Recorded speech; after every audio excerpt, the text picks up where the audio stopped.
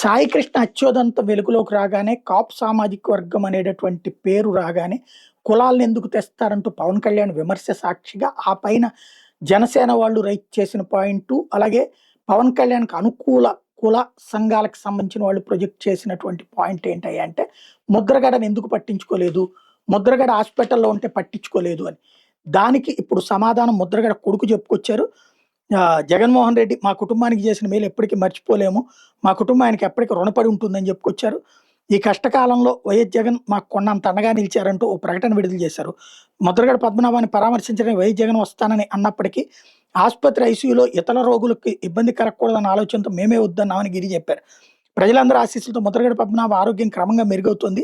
ఆయన అనారోగ్యం బారిన పడినప్పటి నుంచి ప్రతిరోజు జగన్ నా తండ్రికి చికిత్స ఎలా జరుగుతుంది, ఏం జరుగుతుందని డాక్టర్స్తో మాట్లాడుతూ ఆరా తీశారు. అట్లాగే సింధు హాస్పిటల్స్ యజమాని బండి పార్థసారథి రెడ్డితో పర్సనల్గా మాట్లాడి స్పెషల్ కేర్ తీసుకోవాలని చెప్పారు. దీంతో ఆయన ఇక్కడ వైద్యులతో ప్రత్యేక సమావేశం ఏర్పాటు చేసి ముద్రగడ ఆరోగ్యం ఎట్లా ఉందని ఎప్పటికప్పుడు అప్డేట్ తీసుకున్నారు. అంతేకాక ప్రముఖ క్యాన్సర్ వైద్య నిపుణుడు డాక్టర్ నోరి దత్తాత్రేయుడు కూడా నాన్న చికిత్సకు అవసరమైన సహకారం అందించారు. జగన్ మా కుటుంబానికి అండగా ఉంటూ చేస్తున్న సాయాన్ని మా కుటుంబం ఎప్పటికీ మర్చిపోదు.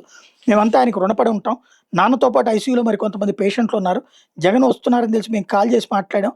ఐసీయూలో ఉన్న మిగిలిన రోగులకు ఇన్ఫెక్షన్ భయం, ఆందోళన నేపథ్యంలో మేమే వద్దని చెప్పాం.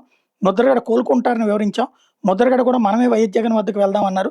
లేదా డిశ్చార్జ్ అయిన తర్వాత మీరు తూర్పుగోదావరి జిల్లా పర్యటనకు వచ్చినప్పుడు కిర్లంపూడి వస్తే చాలని చెప్పామని చెప్పుకొచ్చారు.